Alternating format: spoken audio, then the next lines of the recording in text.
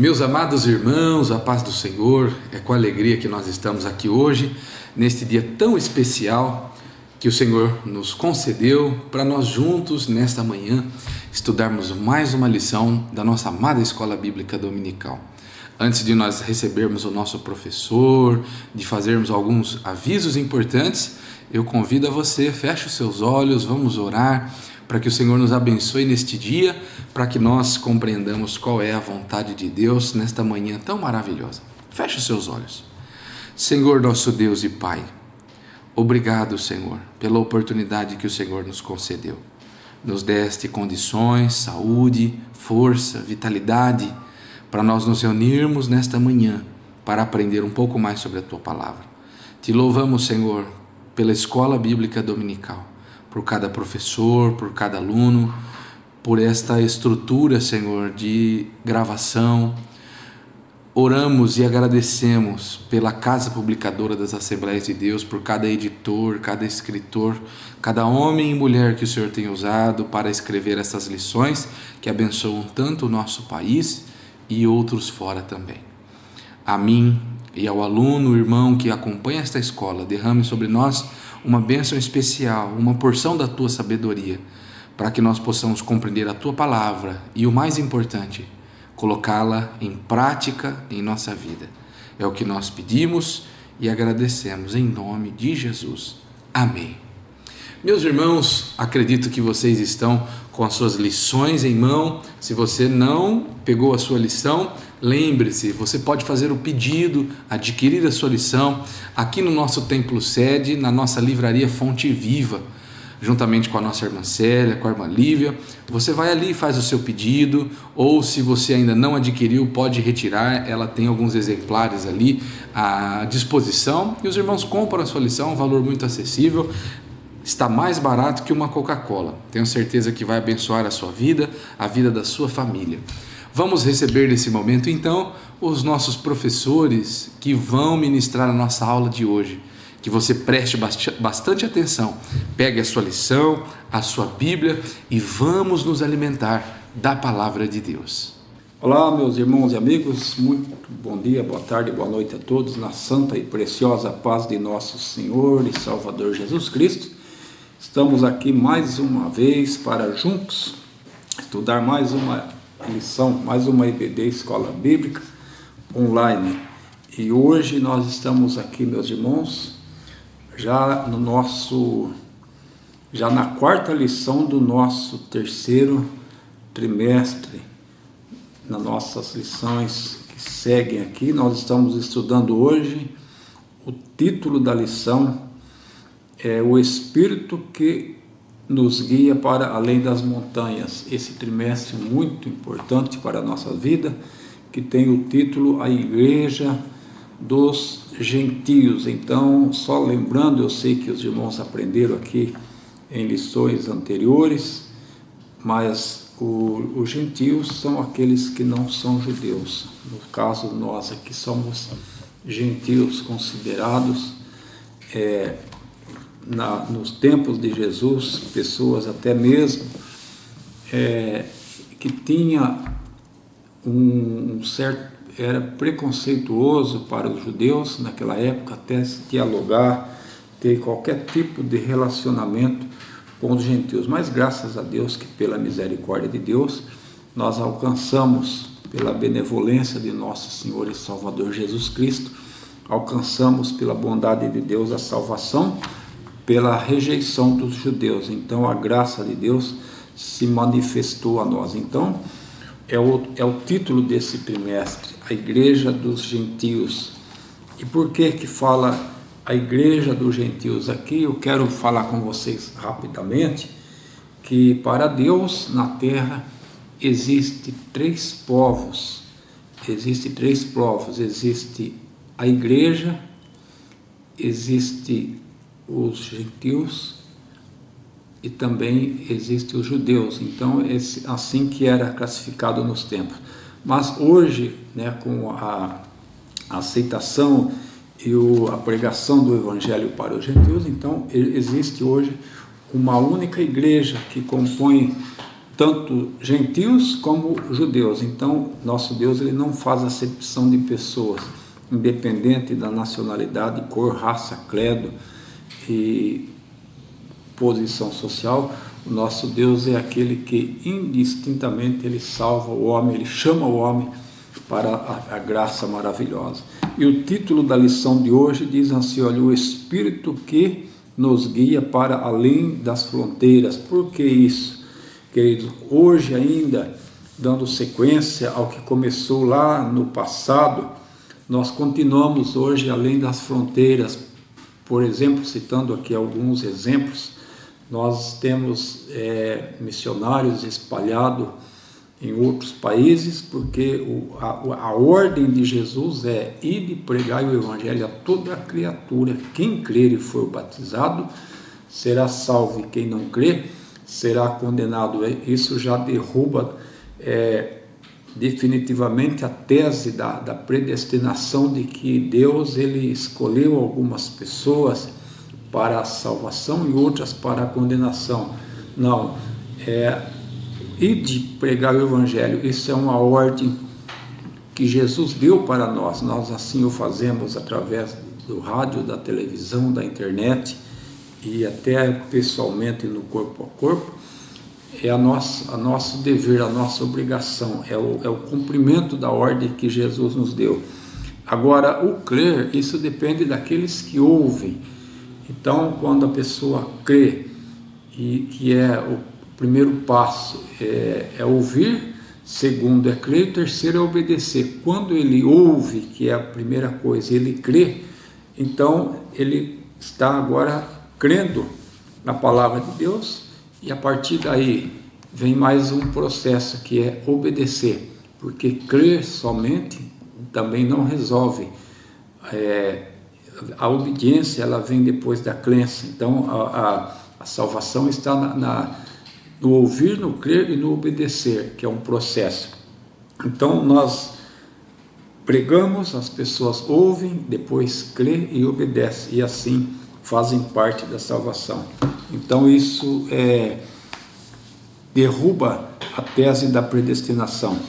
E o Espírito que nos leva para além das fronteiras é o mesmo que Atos dos Apóstolos está no nosso textuário, quando o textuário diz assim, de sorte que as igrejas eram confirmadas na fé, a cada dia cresciam em números. Então, queridos, na igreja do Atos dos Apóstolos, na igreja aonde está o nosso comentário em Atos dos Apóstolos, a igreja crescia de uma maneira estrondosamente, ela crescia de uma maneira rápida.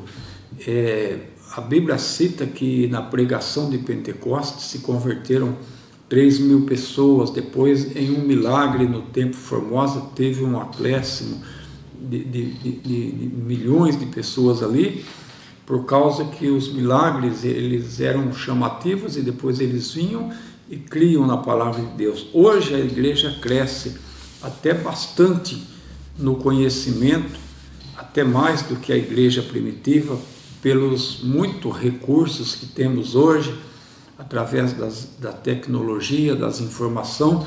A igreja ela cresce hoje no conhecimento, mas por outro lado não cresce tanto em números como antigamente. Hoje dificilmente a gente vê aí salvação de almas, pessoas crendo, porque hoje está muito difícil, tem muitas pessoas aí pregando até um evangelho distorcido, um evangelho que é aquele que Paulo mandou que fosse anátema.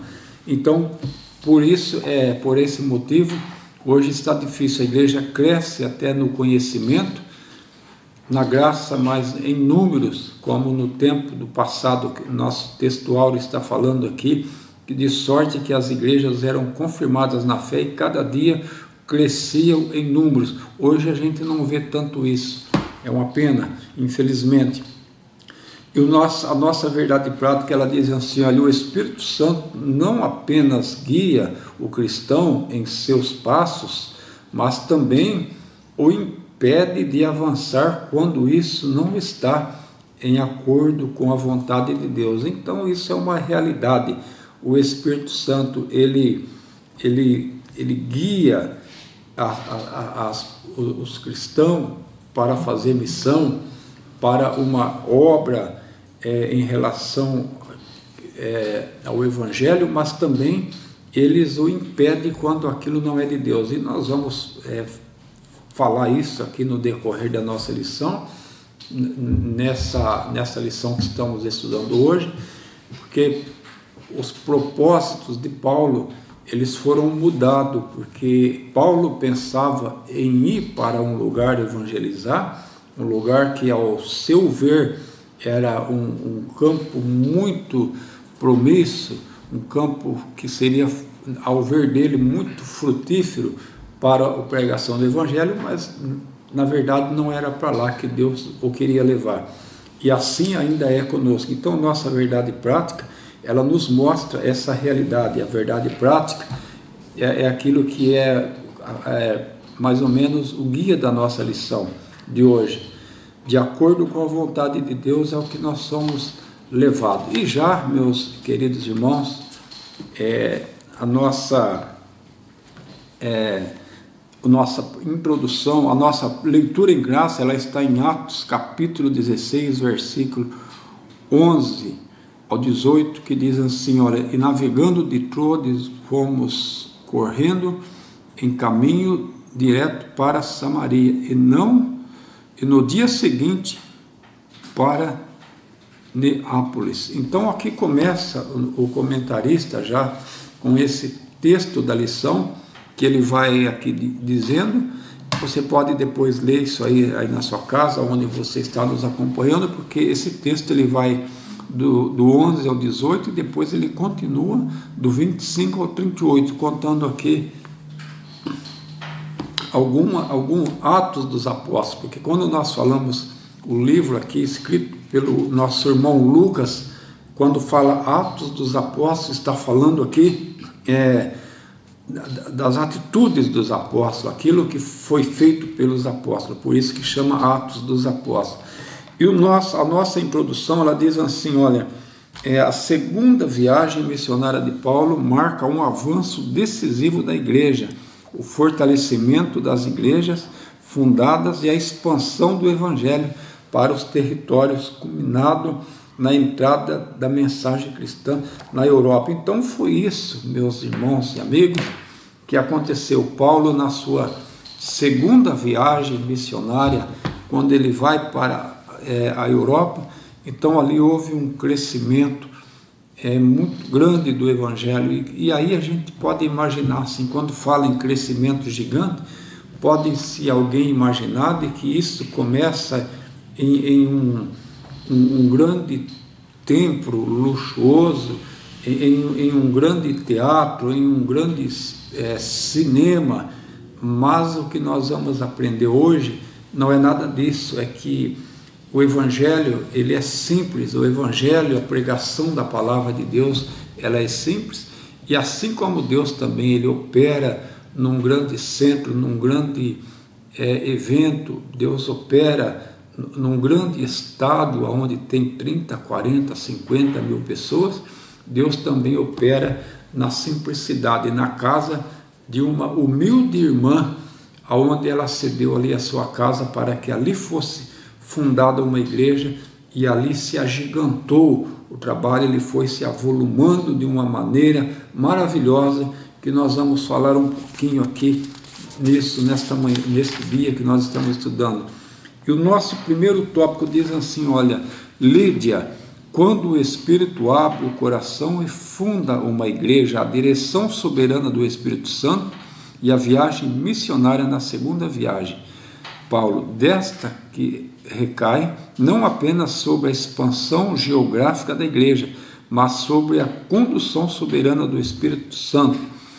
Então aqui o nosso comentarista está dizendo assim, olha, que ao tentarem avançar para a Ásia e a Bitínia, são impedidos pelo Espírito Santo, aprendemos que a missão não avança apenas por estratégia. Aqui nós estamos falando que Paulo, depois que ele se separa de Silas, não é o nosso assunto desta manhã, desse dia, ele se separa, há uma separação aqui de Silas. Então Paulo ele tem aqui uma intenção de ir para a Ásia, e ele está agora todo entusiasmado, todo empolgado, querendo ir pregar o Evangelho na Ásia. Ele sabe que ali é um campo fértil, um campo muito frutífero para pregar o Evangelho. Então ele faz os seus planos para ir para a Ásia, mas há uma mudança direcionada pelo Espírito Santo. Eles são impedidos pelo Espírito Santo. E nós aprendendo aqui, queridos, que a missão avança não apenas por estratégia. O nosso comentarista está dizendo aqui que a missão, o Evangelho, ele não depende primeiramente de estratégias humanas, mas sim o que vem na frente de tudo são a direção, a vontade e o direcionamento do Espírito Santo. Aqui nós aprendemos que a gente pode fazer coisas boas, não vou dizer que não é bom, a gente pode montar um prédio muito bom, muito bonito, em um lugar muito estratégico, colocar ali dentro desse prédio os melhores equipamentos de som, os melhores músicos, os melhores pregadores, e fazer uma estratégia de abrir um trabalho em um determinado lugar, num lugar de referência, no centro da cidade. Tudo isso é muito bom, mas essas estratégias, elas vêm depois da direção do Espírito Santo. É claro que nós precisamos sim ter estratégias, fazer tudo o que há de melhor para Deus, mas a estratégia principal, o nosso comentarista vai dizer aqui que não apenas vem do homem, ela vem do Espírito Santo, aprendendo que a missão avança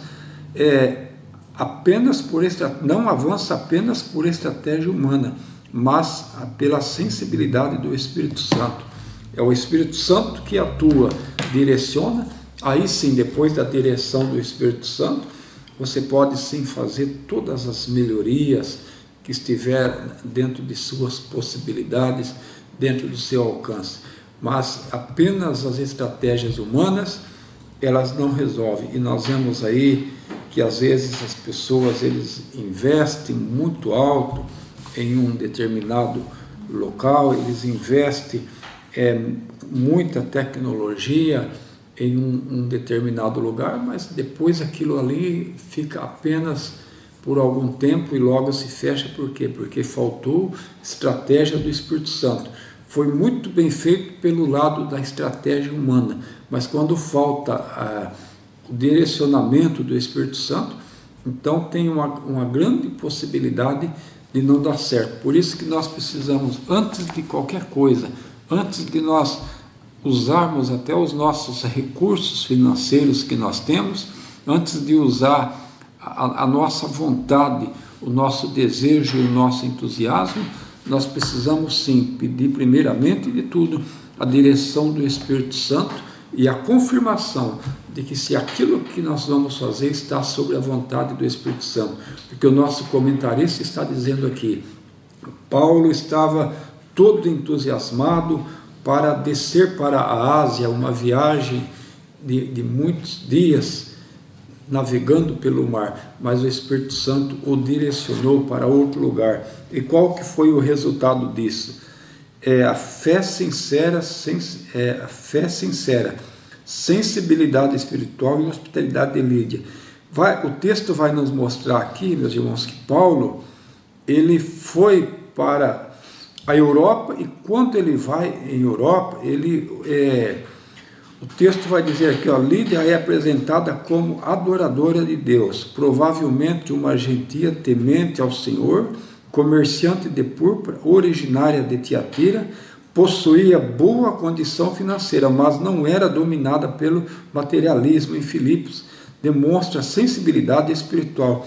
Essa mulher, meus irmãos, aqui explicando com minhas palavras, ela morava em Filipe, ela era uma gentia de uma situação financeira muito bem resolvida, era uma empresária ali do ramo de confecções, mas ela não era, o comentarista vai dizer aqui também, a Bíblia nos mostra isso, que ela não era dominada pelo lado financeiro, ela era sensível ao Espírito Santo. E quando ela vê Paulo ali pregando a palavra de Deus, a Bíblia vai nos dizer que ela crê no Evangelho, ela creu na palavra de Deus, e então ela cede ali a sua casa para que fosse iniciado ali o trabalho. E isso, meus irmãos, foi uma coisa muito linda que aconteceu, porque a partir dali se formou uma grande igreja, um grande templo. Nosso comentarista diz assim, olha, Lídia crê, é batizada com sua casa e coloca os seus bens a serviço do reino, tornando seu lar o primeiro núcleo da igreja em solo europeu. Foi exatamente aqui, na casa da nossa irmã Lídia, que foi o primeiro núcleo, ou seja, a primeira igreja formada em continente europeu foi na casa da nossa irmã, e a partir dali o trabalho cresceu, se avolumou, e então a partir dali, meus irmãos, para quem lê ali a carta de Paulo aos Filipenses, vai entender que ali tinha uma igreja muito amorosa, uma igreja que tinha o seu coração voltado para as coisas de Deus. Mas nós aprendemos antes disso que Paulo deixou, ele deu lugar para o Espírito Santo, e ele não deixou predominar a vontade dele de ir para a Ásia. Ele foi para a Europa e lá Deus o abençoou ricamente. Nosso terceiro subtópico, a preparação em Filipos, a simplicidade, graça e poder transformador. Sem sinagoga, Paulo inicia a missão junto a mulheres reunidas à beira do rio. Ali, um ambiente simples, o evangelho produz frutos eternos. Lídia responde com a fé e obediência, ensinando que Deus age tanto em grandes centros quanto em encontros humildes. Aqui está, meus irmãos e amigos, um exemplo de que Deus ele não escolhe lugares para operar, para fazer aquilo que ele quer fazer, para cumprir os seus propósitos. Paulo ele encontra ali algumas irmãs à beira do rio, ali lavando roupas, que era o que se fazia na época, e Paulo ele fala do amor de Cristo. Então essa nossa irmã Lídia, ela disponibiliza a sua casa, e ali, queridos, houve grandes bênçãos, grandes milagres, começou ali um grande trabalho, e a partir dali o evangelho se propagou pela cidade de Filipe, fazendo assim uma grande obra. E Lídia, ela nos ensina que Deus age tanto em grande centro quanto em encontro. Contudo, a mesma cidade que recebe o evangelho também manifesta oposição, preparando o cenário para a libertação da jovem possessa. Aqui nós vamos aprender que Paulo, quando ele começa a pregar em Filipe, não é só mamão com açúcar, meus queridos. Pregar o evangelho, a gente enfrenta adversidades, oposições, e muitas vezes essa oposição, essas adversidades, ela vem de onde você menos espera. Nós vemos que Jesus ele teve algumas dificuldades até dentro de sua família. Quando ele começa a pregar, Jesus está em Nazaré certa vez, e seus irmãos que não criam nele começam ali a questionar os milagres de Jesus e fazer oposição a ele. Jesus encontrou essa oposição. E lá não foi diferente. Nessa cidade de Filipe, tinha uma moça ali que o diabo iria tentar usar aquela moça para fazer oposição ao Evangelho. O que acontece? A Bíblia vai dizer que Paulo estava andando ali pregando o Evangelho, e todos os dias aquela moça, ela saía atrás de Paulo dizendo assim: olha, esses homens que vos falam são homens de Deus, estes homens que estão pregando o Evangelho aí para vocês, estes são homens de Deus. Até aí, tudo bem, nenhuma mentira, eles eram mesmo homens de Deus. Mas Paulo, tendo discernimento do Espírito Santo, ele entende que aquilo ali era uma estratégia do diabo, porque eu vou falar um negócio aqui para você: o diabo usa verdades para fortalecer a mentira. Aí você pergunta, como assim? Eu vou explicar para vocês. O diabo estava usando essa moça para falar algumas verdades, dizendo que Paulo era homem de Deus, que Paulo era um servo de Deus, que Paulo era um pregador do Evangelho, e elogiou Paulo. Até aí tudo bem, ela estava certa. Mas por que ela estava falando essas palavras?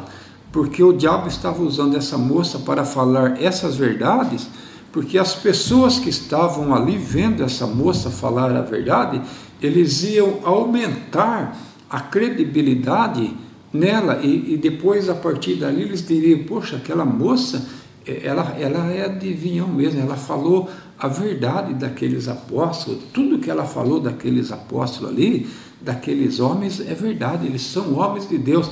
Então, a partir dali, ela ganharia credibilidade, a partir dali, ela iria fortalecer os seus dons dados pelo reino das trevas de adivinho. Então ela poderia depois fazer com que as pessoas em outras questões facilmente iriam crer nela. Então por isso que ela estava ali usando uma verdade para depois fortalecer a mentira. Mas o nosso Deus é um Deus que dá discernimento para aqueles que crêem nele. O nosso Deus é aquele que revela. Paulo foi revelado, expulsou o demônio daquela moça, e então a partir dali começou uma grande perseguição.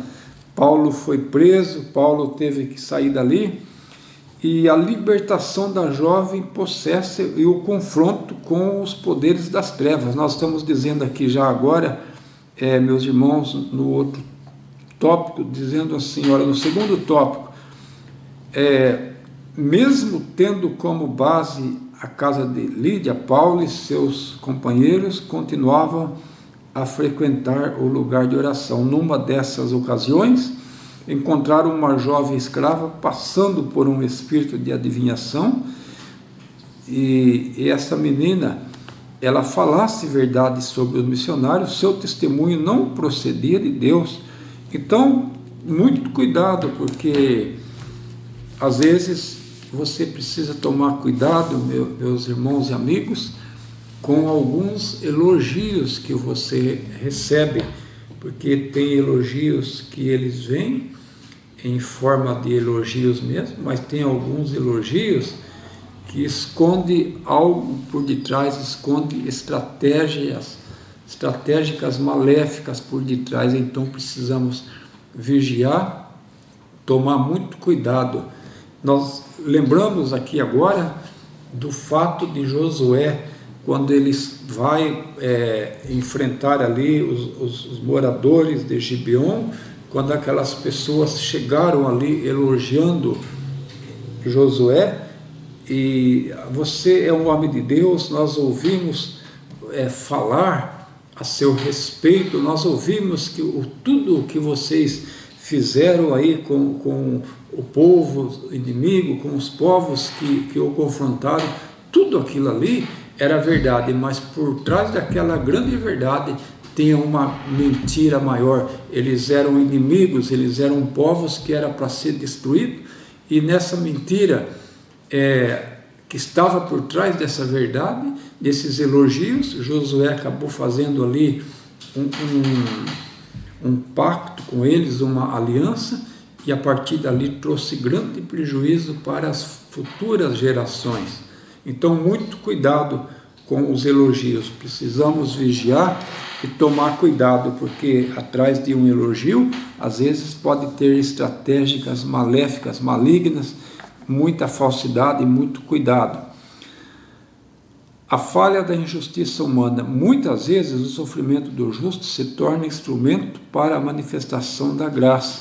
Aqui é outra coisa, meus irmãos, que nós precisamos entender, que pregar o Evangelho, às vezes nós enfrentamos dificuldades, oposição, enfrentamos lutas, batalhas, e às vezes coisas pessoal que vem, às vezes, nos incomodar, nos afrontar, nos causa frustração, decepção. Às vezes nós ficamos decepcionados com alguma coisa e alguns imprevistos que acontecem na nossa vida, como foi aqui Paulo, a sua prisão, a perseguição, mas Deus ele usa muitas coisas, queridos, para a manifestação da graça de Deus. Foi o caso aqui, porque quando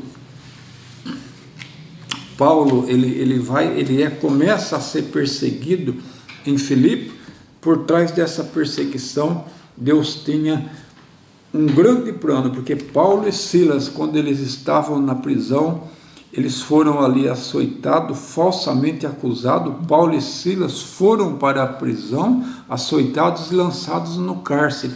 Mas Deus tinha um grande plano disso. Deus tinha ali um plano de salvação para quem? Para a família do carcereiro, aquele homem que estava ali naquele dia. Ele não conhecia Jesus, ele não conhecia o Evangelho, ele não conhecia a graça de Deus, e Paulo foi levado para aquela prisão para quê? Para uma estratégia de Deus. Então nós aprendemos aqui que às vezes Deus nos leva em lugares que talvez nós não gostaríamos de estar, talvez Deus nos leva em lugares que nós nunca desejaríamos de estar, para cumprir os seus propósitos. Aqui Paulo foi para a prisão junto com Silas, eles foram ali açoitados, amarrados, humilhados dentro daquele cárcere, mas Deus tinha um grande plano, porque a Bíblia vai nos dizer que através dessa prisão, Deus salvou ali o carcereiro, a família, e a partir dali também houve uma grande expansão do Evangelho. Então é isso que Deus faz. Quando você está passando oposição, faça como diz Paulo: em tudo dai graças, na perseguição, nas lutas, nos imprevistos da vida, dai graças, porque em tudo dai graças, porque essa é a vontade de Deus. E aqui no nosso segundo subtópico, meus queridos, uma coisa muito importante: o louvor que abre portas e transforma ambientes. O que Paulo e Silas estavam fazendo dentro da prisão?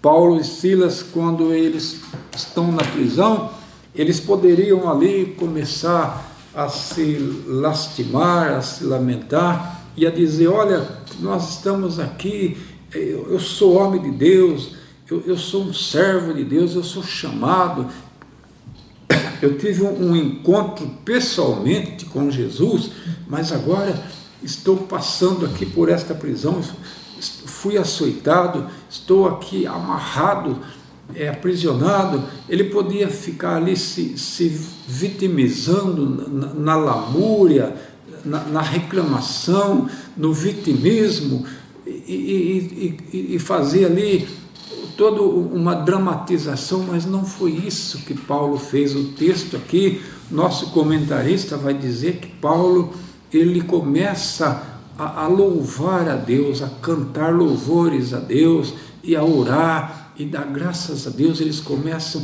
a cantar. E, meus queridos irmãos, quando o louvor ele é feito com sinceridade, com simplicidade que eu estou dizendo aqui, entenda uma coisa, não é mal feito não, viu, queridos? Estou dizendo aqui simplicidade de coração, bem feito, mas com simplicidade de coração. Devemos ofertar o nosso melhor para Deus. Paulo estava usando naquele momento o que ele tinha ali na prisão, que era apenas a sua voz. Ali não tinha nenhum instrumento, mas eles começam a louvar com sinceridade. E a partir daquele momento, mesmo feridos e imobilizados, Paulo e Silas oravam e cantavam hinos a Deus. O louvor nasce em meio à dor. Revelou uma fé que não depende da circunstância. É isso, meus queridos irmãos e amigos. A nossa fé, ela não depende das nossas circunstâncias. A nossa fé não depende se está tudo bem.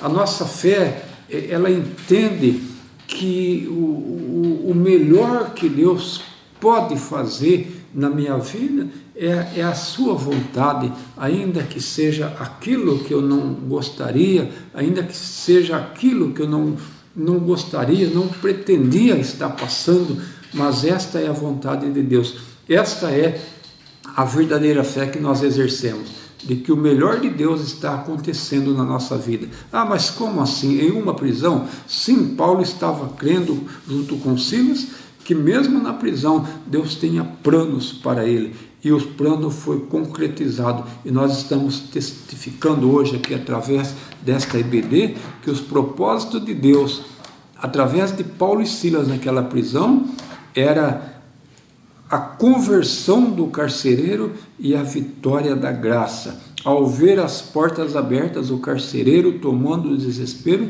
ele tenta tirar a própria vida, mas Paulo o impede e diz assim: olha, não faça isso, porque todos aqui ainda estamos.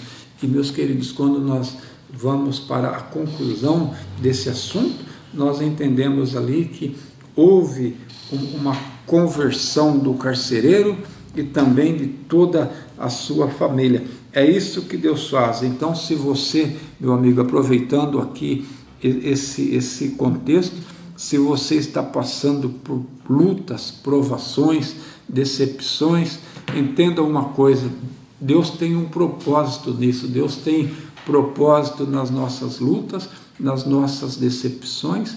Deus tem propósito nas nossas frustrações.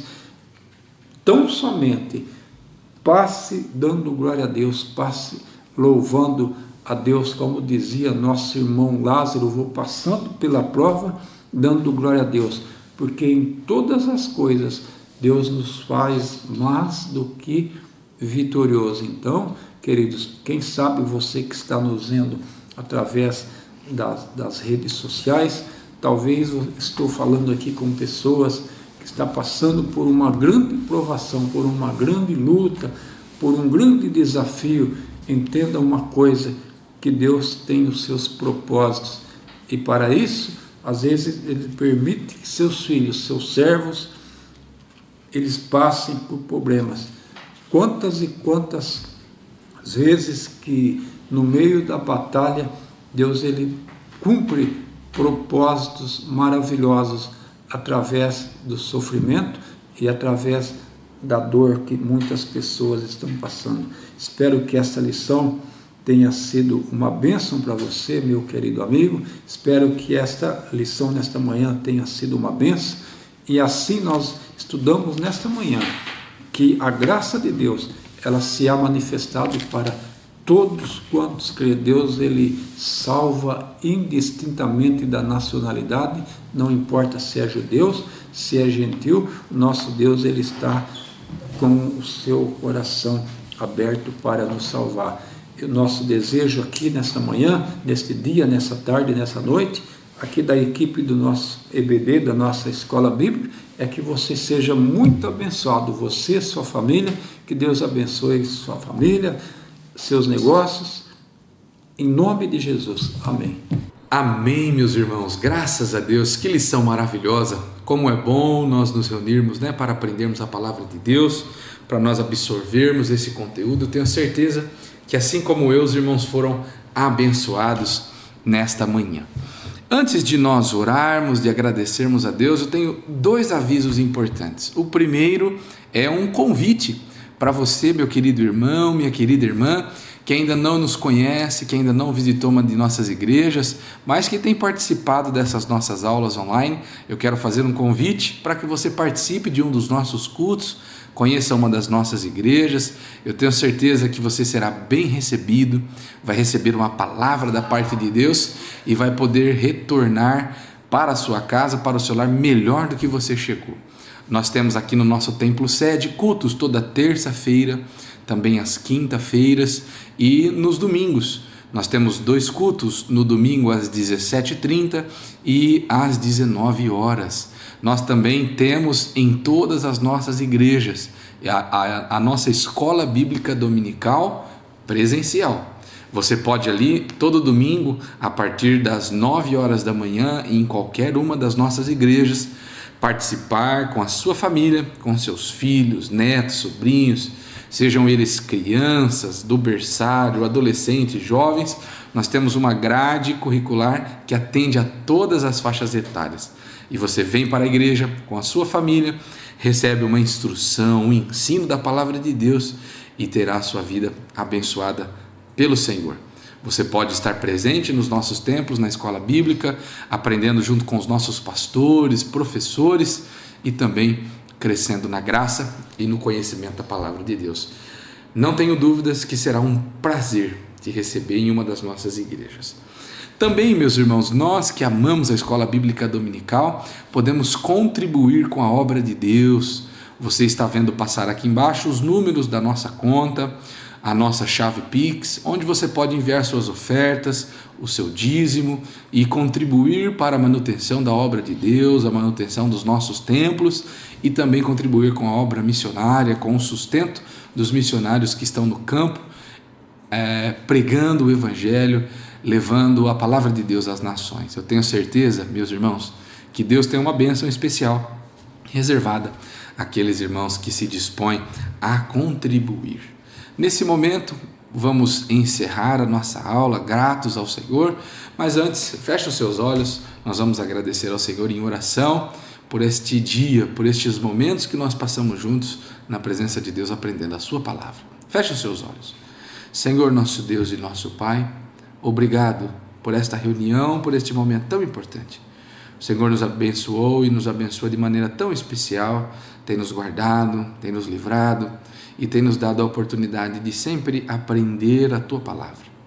Nesse momento, Senhor, nós rogamos, nos dê, Senhor, sabedoria para absorvermos este ensino e para colocá-lo em prática, Senhor. Que estas palavras trazidas ao nosso coração sejam a verdade, Senhor, que será levada à frente das nossas emoções e nos conduzirá para o céu. Nós pedimos, abençoe a cada professor, a cada aluno, abençoe a nossa igreja, a cada família. É o que nós pedimos nesta manhã e te agradecemos em nome de Jesus. Amém. Meus irmãos, que Deus te abençoe.